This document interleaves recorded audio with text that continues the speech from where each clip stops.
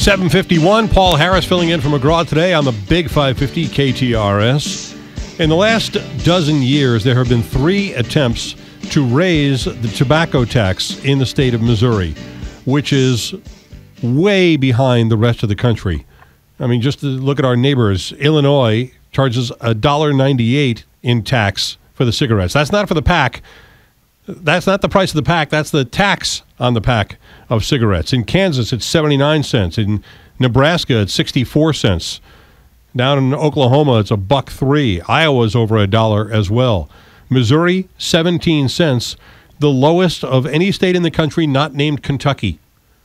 Well, there's been an effort 3 times in the last dozen years to change that by putting a tax increase on the ballot, and 3 times it has lost. But that is not stopping its advocates. My next guest is one of them. Her name is Erin Brower from the Alliance for Childhood Education. Erin, welcome to the Big 550 KTRS. Thank you. Good morning. How much would your proposed tax increase on tobacco be? We're looking at a 50-cent increase, which would bring us to 67 cents a pack. And where would the money go? Well, we'd like the money to go to block grants to counties, and then at the local level, they can spend the money on early education and early health for their children ages 5 and under. Okay, when we talk about money going for early childhood health and education, be specific. What does that actually get used for? Well, we know the 2 most important things to a child's success in life is health and education, and that starts early. So when we're talking about early education, we know a huge part of that is early parent education. We've got a great program in Missouri called Parents as Teachers. It was started here in Missouri by Kit Bond, and it really helps those very beginning skills for young children. So Parents as Teachers and other home visitation programs like Nurses for Newborns, really helping those very young children, infants and toddlers. And then also for older children like preschool, we know the combination of home visitation and preschool, and then the early health screenings like hearing, vision, dental, behavioral health are really going to help children enter kindergarten ready to learn. Are you saying that the money from this tax would be there to try to get people to put their kids into those sort of programs and pay for them if they can't afford it?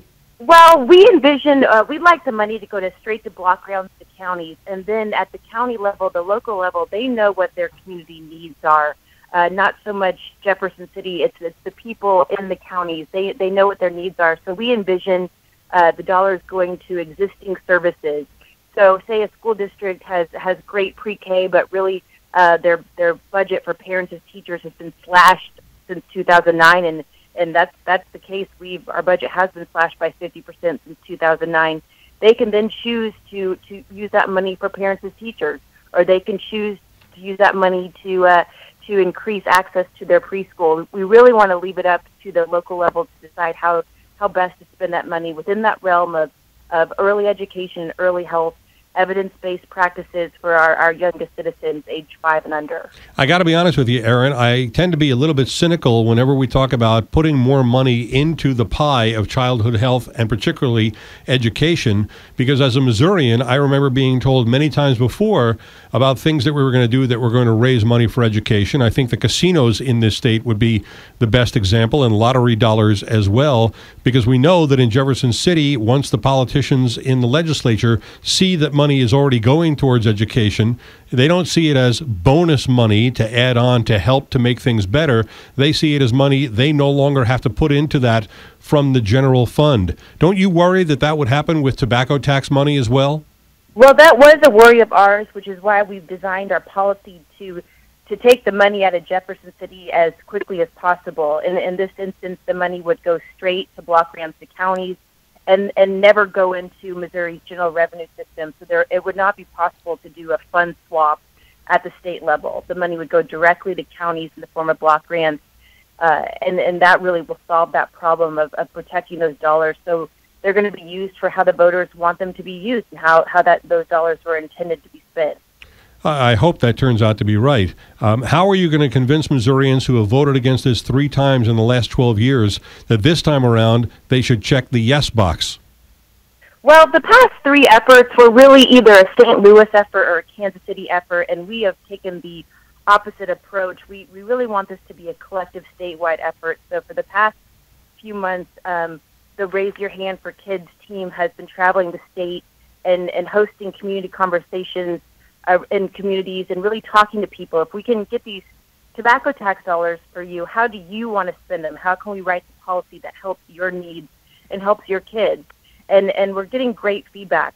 People are really receptive, and again, we want this to be a collective statewide effort. And the needs of early care and education and early health screenings are huge throughout the state. It is not a St. Louis or Kansas City thing. It's rural Missouri as well. So the feedback has been great, and we're really taking a grassroots approach to make sure we get to the finish line in November 2016. I'm sure the tobacco industry is lining up against this, as is the convenience store industry. Do you have dollars on your side that can finance your fight?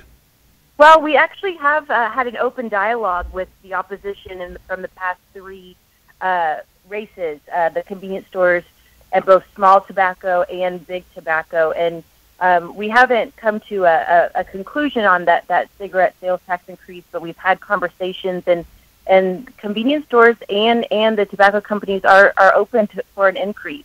They're tired of fighting this fight. They know they're going to have to spend time and money fighting. So, like I said, we're having open dialogue with them, and we may be able to come to a resolution where they not only they don't only just oppose this, they might even support this because they do see this as really good for the state, and they know early childhood is such an important key factor to getting our kids ready for school and graduating and reducing social welfare costs and getting kids ready for college. Would the tax just be on cigarettes, or would it be on vapes and other non-cigarette products?